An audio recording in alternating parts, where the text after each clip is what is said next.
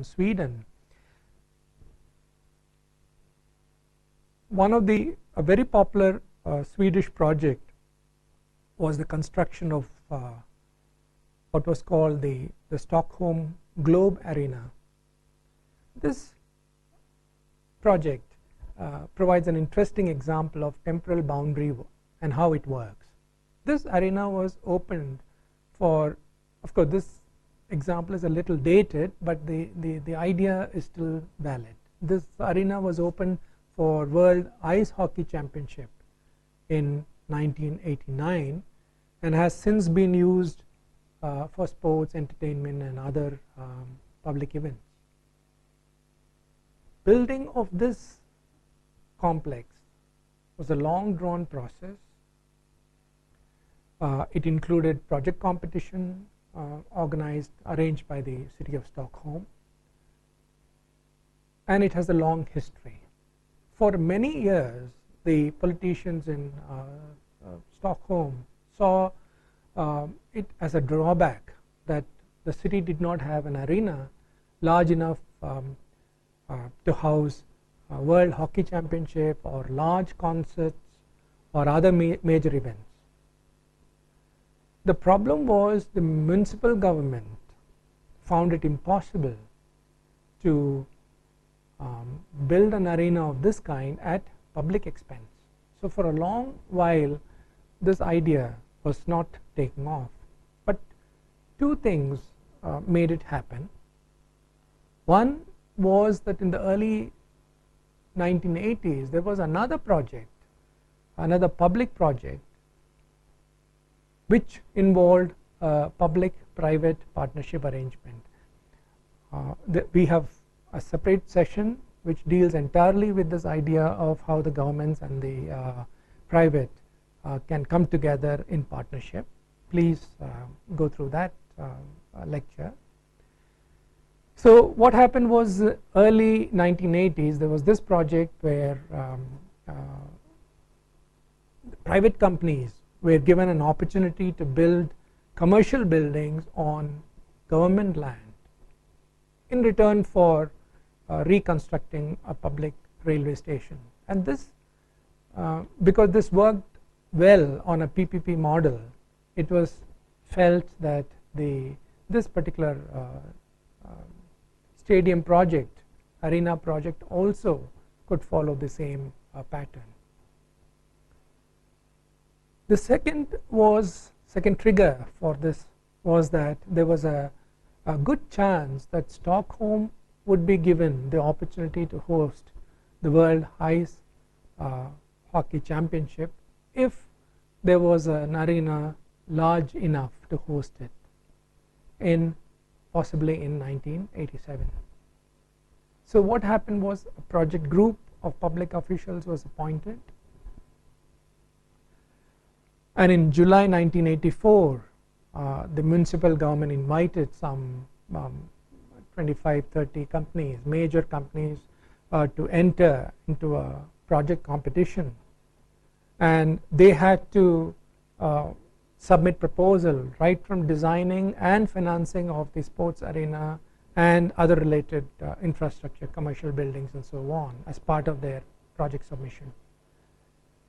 They had to form themselves, so the proposals had to be complete, so they had to form themselves into groups combining financing, real estate, construction, architecture and other necessary competencies.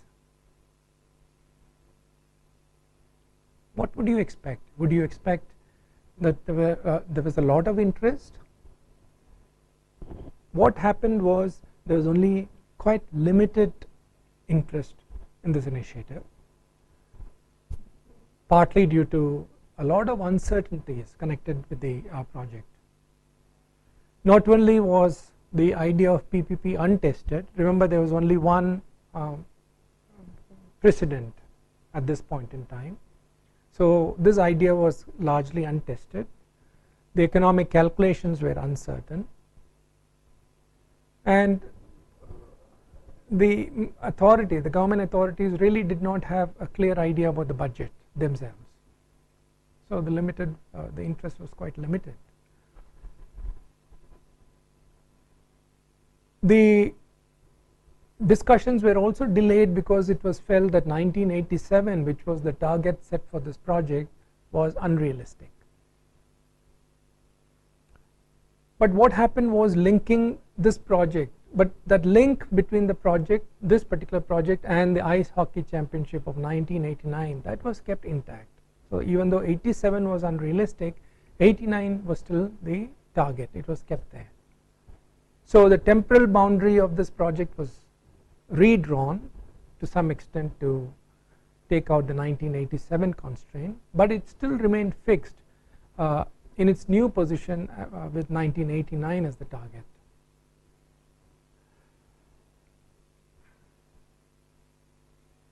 A lot of ambiguity existed in the way the project was defined, in the plans, in the directives, in the alternatives,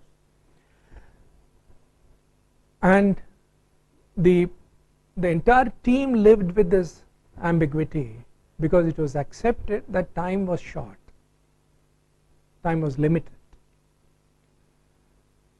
Because there was just general feeling that time was limited, there were not a lot of discussions held with various stakeholders. A lot of people would have wanted more details about the project, but it was not forthcoming, because one of the things that we find in practice is that when we go out as project managers, we find that if time is short, then we really don't want to, we think it's a waste of time to discuss the project details with various stakeholders, various authorities. Why? I mean, it takes up a lot of time, additional time, which we have, which we are in short supply of already. So when there is a deadline, to me the tendency is you don't want excessive debate, you don't want questioning, you don't want to inform your stakeholders. Anyway, towards the end of the decision process, the time was really pressing, more pressing. So what happened was, without too much of in-depth analysis, decisions were made on whom to award the project to.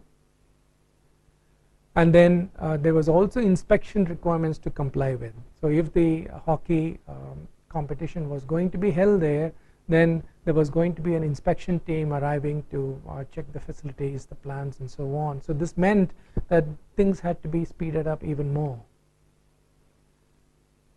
So a lot of decisions were taken very rapidly. There was little time to negotiate and ask for clarifications or revisions from various competing consortia. And they also, the city council also had to relinquish some of the control over the project in order to meet the deadline.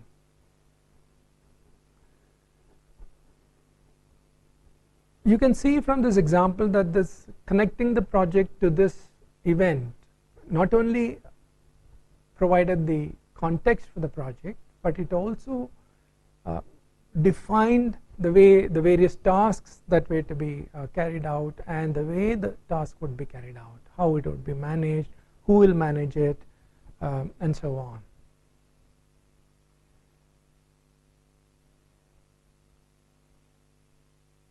This also meant that this project mobilized those who were interested in ice hockey, and then to a large extent it excluded the